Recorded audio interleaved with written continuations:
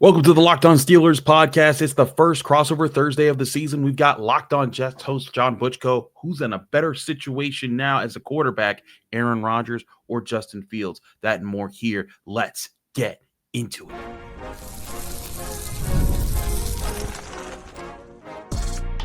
You are Locked On Steelers, your daily Pittsburgh Steelers podcast, part of the Locked On Podcast Network, your team every day.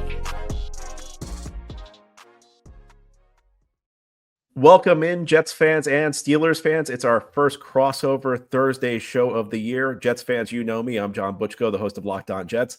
Steelers fans, Christopher Carter, the host of Locked On Steelers, is here with me today to preview Week 1 action. Steelers at Jets at MetLife Stadium.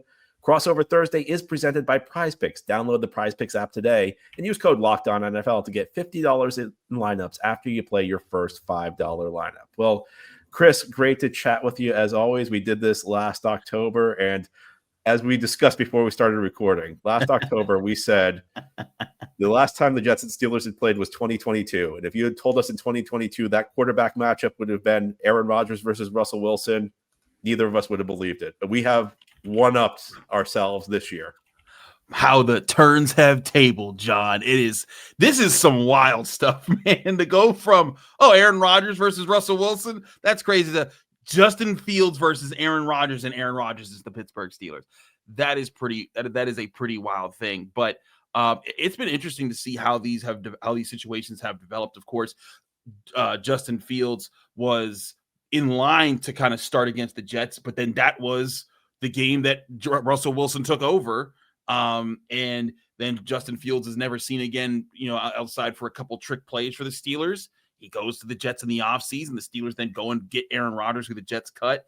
And it's been really interesting to watch here in Pittsburgh, Aaron Rodgers fitting in with the organization, and the national media has been showing up regularly to what's Aaron Rodgers like with the Steelers now.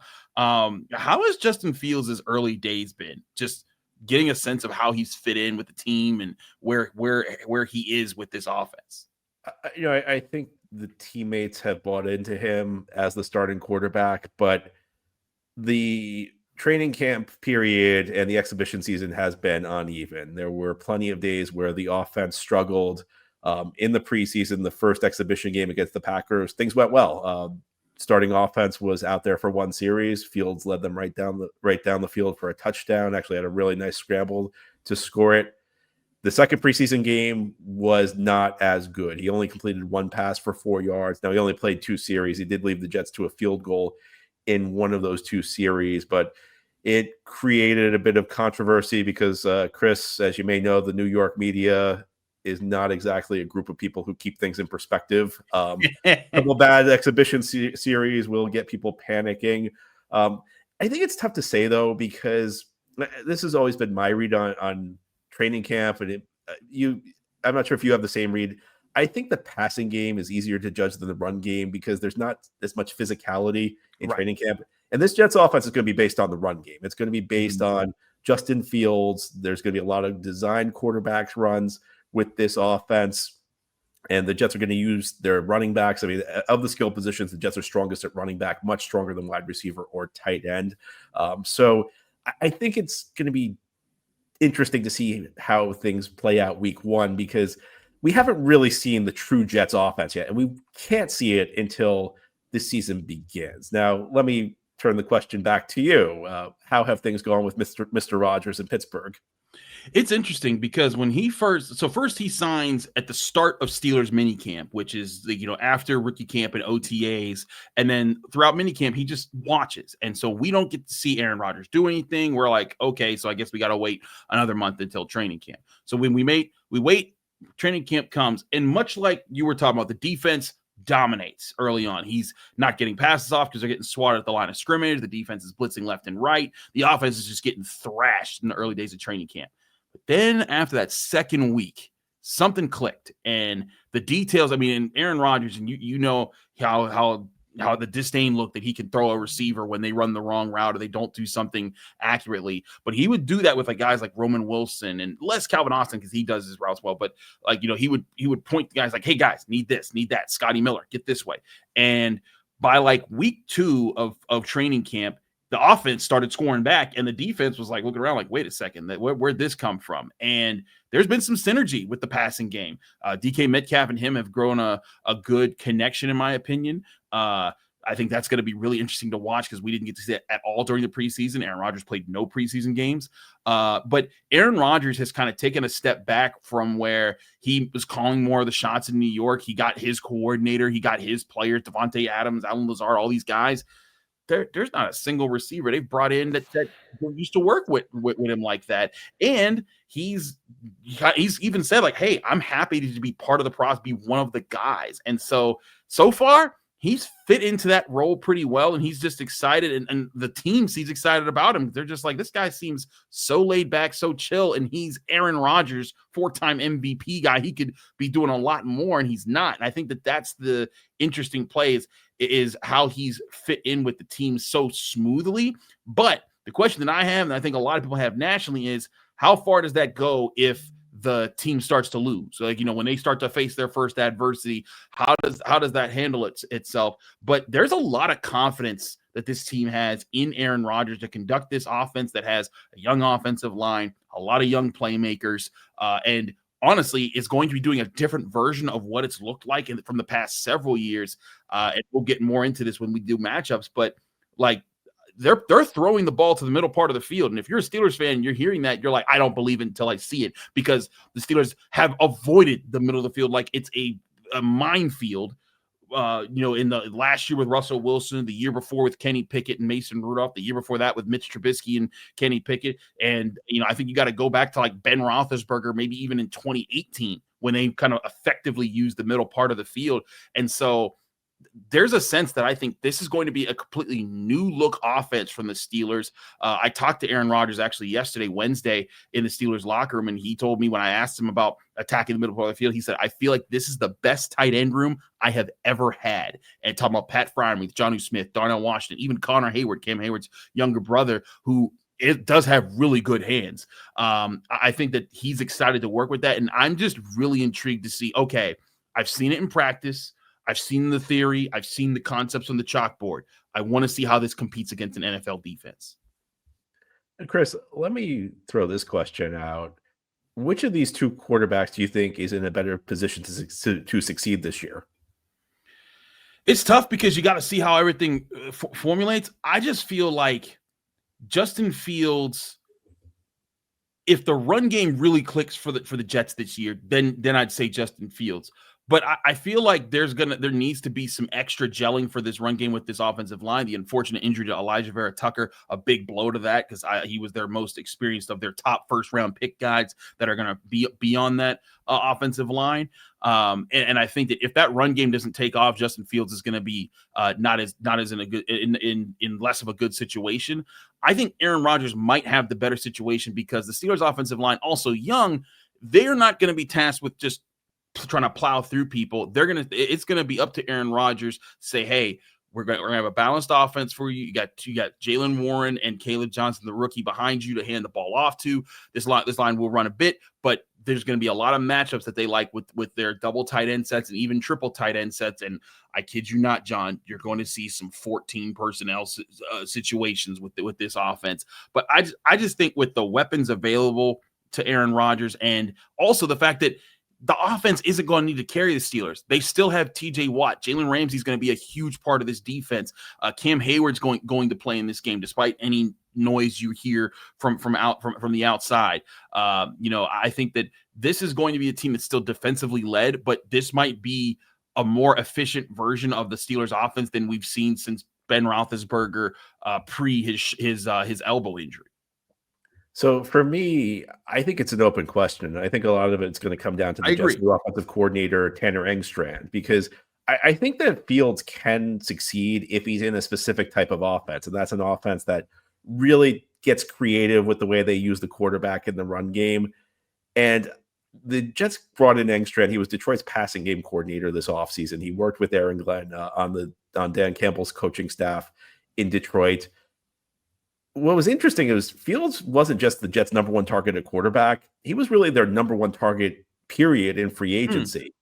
And I can't think of two quarterbacks who are more different in style than Jared Goff and Justin Fields. So Engstrand comes from Detroit, but I don't think we're going to see an offense that resembles Detroit at all, because why would you go get Justin Fields if you're going to run the Jared Goff offense? So right. I'm interested to see what Tanner Engstrand has in store.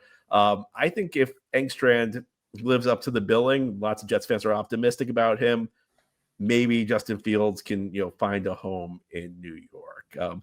Now, Jets fans and Steelers fans, you've heard us talk about Aaron Rodgers and Justin Fields, but there are some other key matchups that will decide the fate of this game. Chris and I are going to get to them as we continue here on this crossover Thursday edition of Locked On Jets and Locked On Steelers. Our crossover Thursday edition of Locked On Jets and Locked On Steelers is brought to you by DoorDash. It's almost the weekend. Time to look back and crown this week's MVP on Who Delivered, powered by DoorDash. Just like you can win every Saturday with DoorDash Streaks, saving more time every order. These players delivered when it mattered most. Let's break it down. Now, of course, we haven't yet started the season, so let's go to the past. And for the Jets and Steelers, there's one player I can think of who delivered in a big way. It was Alan Faneca, a Hall of Fame guy, spent most of his career with the Pittsburgh Steelers, but the Jets signed him in 2008 as a free agent. Part of some really good offensive lines. He was part of a team that went to the AFC Championship game for the Jets in 2009. So I think that's a player Jets fans and Steelers fans can agree delivered in a big way. And just like Alan Faneca delivered for the Jets and the Steelers, DoorDash delivers your Saturdays. With DoorDash Streaks, you can save every Saturday you order. Stack it up all season and you could save up to $250, including $100 in DoorDash credits. Order this Saturday. Keep the streak alive. Fuel your game day only with DoorDash. Terms apply. Promo period through November 18th.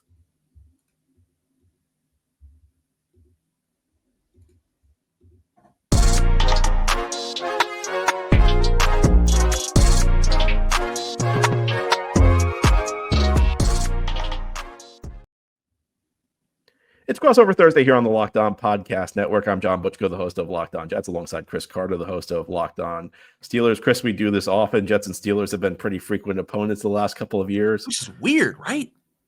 Yeah, it is. But I'm happy because I always enjoy doing these shows with you. You become like an honorary member of like my AFC East family. So it's been a lot of fun. Let's talk key matchups. Give me a matchup you're looking at that could help decide this game. I think one matchup is two prominent first-round picks by both of these teams that I think I'm really excited to see, and that's Will McDonald versus Troy Fautanu. Will McDonald, the guy that the Jets were okay letting Broderick Jones get passed on when the Steelers traded up ahead of them to get Broderick Jones. They were like, that's fine. We really wanted Will McDonald, and he's come into his own a little bit. I've liked what I've seen out of him, but he's not going to line up against Broderick Jones. Broderick Jones is moving from right tackle to left tackle this season. He'll match up a lot with Troy Fautanu, their first-round pick last year. Now, Fautanu missed all of last season. He had a knee injury that took him out for the year, and that was unfortunate for him. But what you saw with Fautanu was in this past training camp, he caught up quick. His hand placement, his footwork were really sharp, and I'm going to be intrigued to see these two really good athletes, guys that are prominent, that should be prominent forces in the AFC for the next several years, going at it. That's going to be a lot of fun to watch. Well, there are lots of connections in this game, and arguably Aaron Rodgers is the reason the Jets drafted Will McDonald instead of Broderick Jones, because heading into the 2023 draft, the Jets had the 13th pick, and part of the Aaron Rodgers trade was the Jets and Packers swapped picks. The Jets moved from 13 to 15. The Steelers then jump in front of the Jets at 14, and nobody from the Jets would ever admit it, but it seemed like the consensus that the Jets would have taken Broderick Jones if he was there when they picked, and instead they ended up with Will McDonald, who had a double-digit sack season last year. So that's the type of thing that may have worked out for the Jets. I'll give you one matchup that I have my eye on. It's going to be Alex Highsmith versus Olu Fautanu. Fautanu was the first-round pick a year ago for the Jets. He kind of struggled in the early part of last season. He started the year as a backup because the Jets had Tyron Smith and Morgan Moses, but Tyron Smith suffered a midseason injury. Fautanu stepped in and played really solid ball down the stretch before he left the lineup for an injury of his own. The reason I have my eye on this one is I think Fautanu is not going to be getting a lot of help from the Jets, because on the other side, you're going to have TJ Watt versus Armand Membou in Membou's first career game. And The Jets are going to have to send all the help to Membu, and that means Fautanu is going to be on an island. Highsmith's a very good pass rusher in his own right. I think in an ideal world, a second-year tackle in game 1 of year 2, you'd like to help him a little bit more against a pass rusher of this caliber, but that's not a luxury the Jets will have in this game. And, there are lots of benefits, I think, to drafting tackles back-to-back years in the first round. I think that the pros far outweigh the cons, but one of the few cons is that Olu Fautanu is going to have to hold up one-on-one in this game, and that'll be a huge point to determine whether or not the Jets win this game or the Steelers take it. How about another matchup, Chris? I'm interested to see Garrett Wilson versus the Steelers secondary, because I can tell you right now, the Steelers are not just going to line Jalen Ramsey up outside. In fact, Jalen Ramsey's kind of been the team's top slot corner. And then when they go into base, he drops back as sort of a free safety option. But Garrett Wilson last year played 780 snaps out wide, about 240 snaps in the slot. I think the Steelers are fully prepared for if Garrett Wilson lines up on the outside, that's Joey Porter or Darius Slay's guy. And if he lines up in the slot, that's Jalen Ramsey's guy. And I'm going to be intrigued to see how he does against them and how he works with them, because the Steelers secondary looks aggressive, whereas in the past several years they've kind of been like a mostly zone coverage defense because they've had like 2 cornerbacks on their roster that are starting that they're just not overly confident to win a lot of their man-to-man matchups. Those days are gone. Jalen Ramsey, they're confident running stride for stride with guys. Same thing for Joey Porter. Same thing for Darius Slay, and they appreciate their safety platoon right now. They have Juan Thornhill, Chuck Clark, Deshaun Elliott kind of rotating around back there as well. So you're going to see a lot of man coverage, and I'm going to love watching Garrett Wilson go up against, because I think that he's one of the better young receivers in the NFL, and he's going to get a chance to really shine. And look, him and Jalen Ramsey are no strangers. They went toe to toe last year. So I think that Garrett Wilson versus really the Steelers cornerback room is going to be key for this too, because Justin Fields, for all the running the Jets want to do, will need to hit some big passes in this game. There's going to be plays where, hey, they just don't get the push that the line wanted to get in a certain situation. And they're going to, hey, 3rd and 7, we got to throw the ball downfield. Can Garrett Wilson win on one-on-one that gives Justin Fields a clean look at his top receiver? That's going to be a key asset to this game. And this is my educated guess. I think you're going to see more Garrett Wilson in the slot this year than you did last year, just from the standpoint Davante Adams is not here anymore. And Davante Adams took up a pretty big share of the slot targets for the Jets last year. So if I was making an educated guess, I think, you'll see more of I think it might be more of a 50-50 split than you saw with Wilson last year, where he was mostly living on the outside. For my other matchup, I'm going to look at the Steelers' number 1 receiver playing his first game in Pittsburgh, DK Metcalf, going up against Sauce Gardner. And Sauce Gardner just got a big new contract. This will be his first test as the newly crowned highest paid cornerback in the NFL. The Jets are running a new defense this year, Chris. Robert Saleh is gone. Jeff Ulbrich is gone. Aaron Glenn is in. Saleh and Ulbrich, they like to play a lot of zone. They like to rush 4. They like to give their corners help. Aaron Glenn runs a different style defense. Aaron Glenn likes to blitz. Aaron Glenn likes to play one-on-one on the outside. Sauce Gardner is the type of corner who has the skill set to really thrive as a press man corner. There's another aspect here. The Jets lost their number 2 corner, DJ Reed, in free agency to Detroit. DJ Reed was an excellent number 2 corner. DJ Reed was the type of corner you could actually feel comfortable leaving one-on-one against most teams' number 1 receivers. Maybe not every single number 1 receiver, but most of them he felt okay. So in years past, Sauce Gardner could go left, DJ Reed could go right. You would not really be all that worried about the matchup. This year, the Jets' number 2 corner is Brandon Stevens, a free agent import from Baltimore. We'll see how it goes. I'm a bit of a skeptic of this signing, but one thing I will say is that I don't think you want Brandon Stevens one-on-one against DK Metcalf all that much. I think you want Sauce Gardner taking Aaron Rodgers as number 1 option in his first game in Pittsburgh. Now ahead here. There. All right. Well, ahead here on our crossover Thursday edition of Locked On Jets and Locked On Steelers, we're going to talk about the keys to victory. What do the Jets need to do to win? What do the Steelers need to do to win? That's ahead here on crossover Thursday. Locked On Jets, Locked On Steelers. Our crossover Thursday edition of Locked On Jets and Locked On Steelers is brought to you by Mazda. Mazda crafts cars for those who choose to do more than simply move. They follow what moves them every time they drive. And that's what makes Mazda stand out.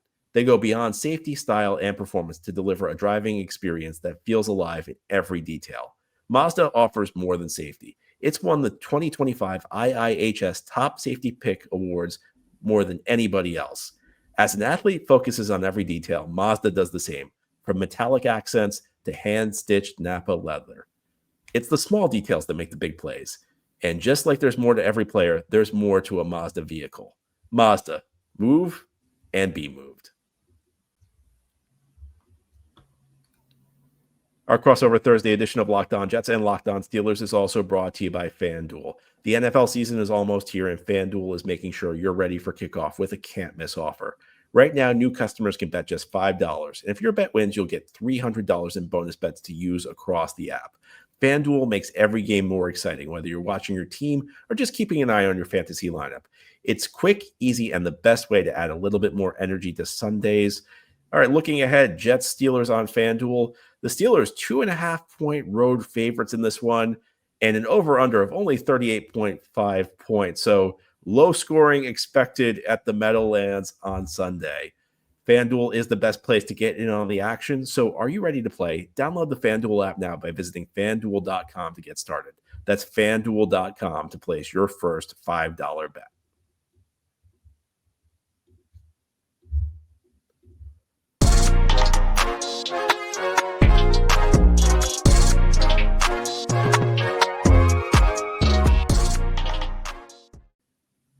It is Crossover Thursday here on the Locked On Podcast Network. I'm John Butchko, the host of Locked On Jets, alongside Chris Carter, the host of Locked On Steelers. Jets and Steelers open the 2025 regular season. I think I can speak for Chris when I say I'm excited to have the offseason finally behind us. It's been a really long time since we've seen these teams play for real.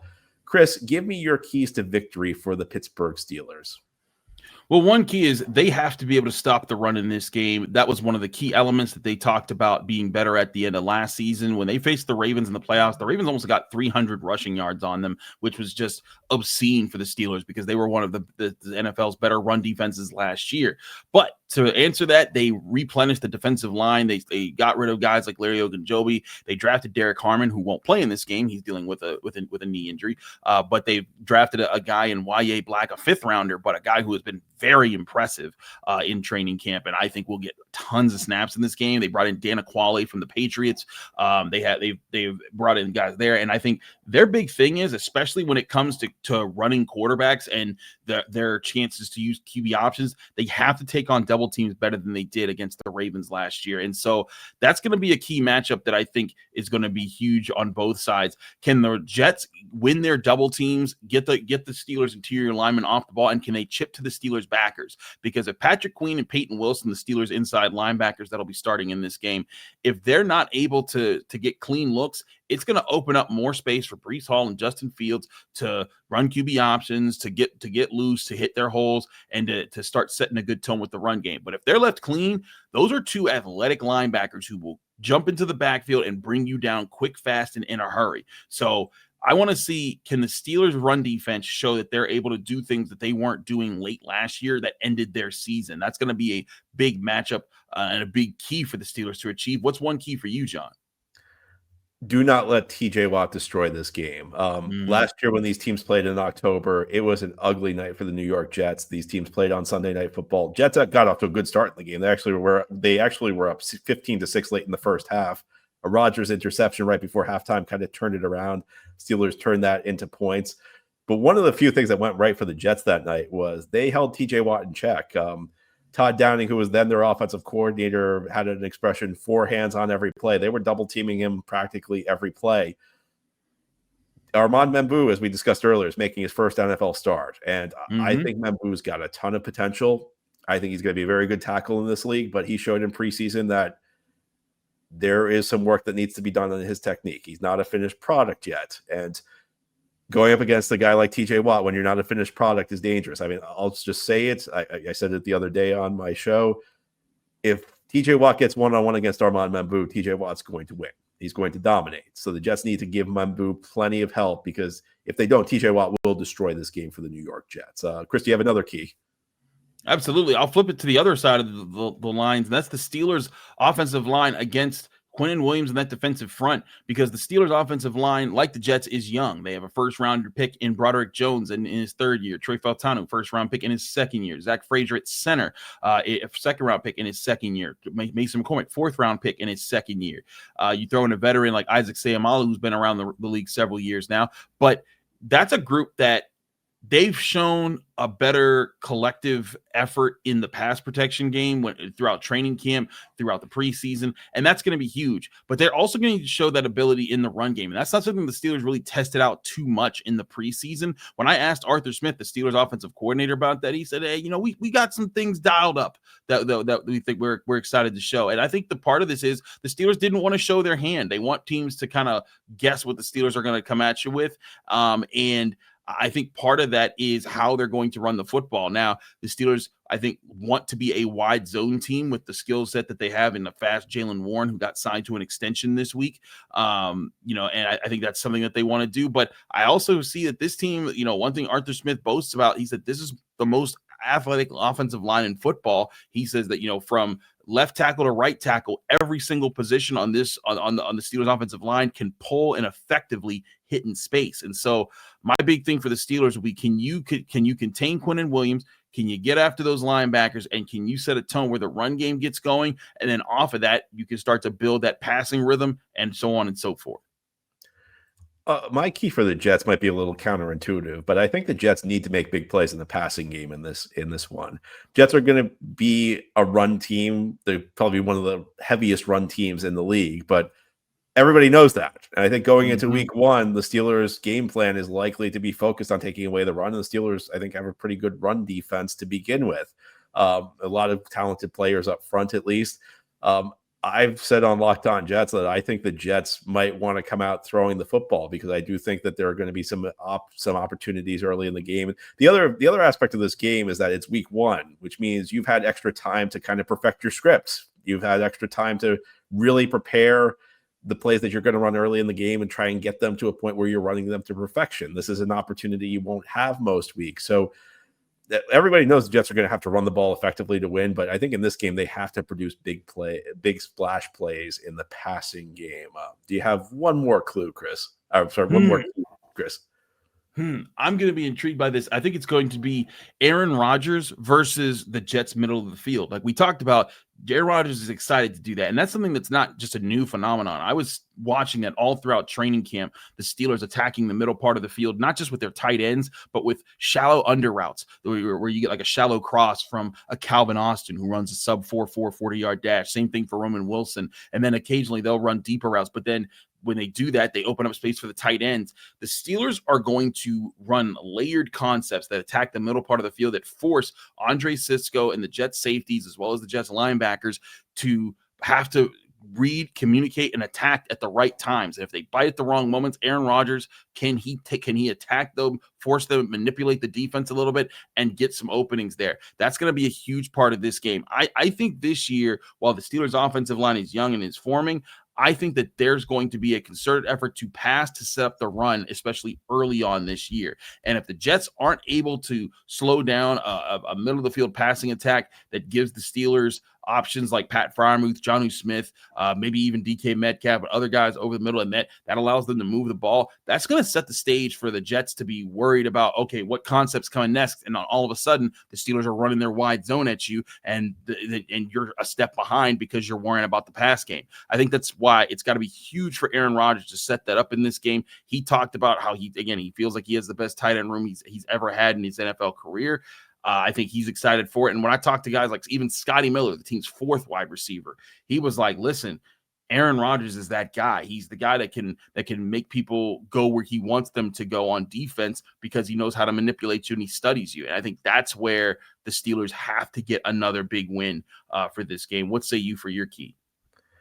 I think it's the Jets defenders need to disrupt the Steelers receivers early in their routes, because one thing we saw in New York, and it goes back to his Green Bay days, Rodgers is very demanding on his receivers. He wants his receivers to run very precise routes. He wants them to be at a certain spot at a certain time.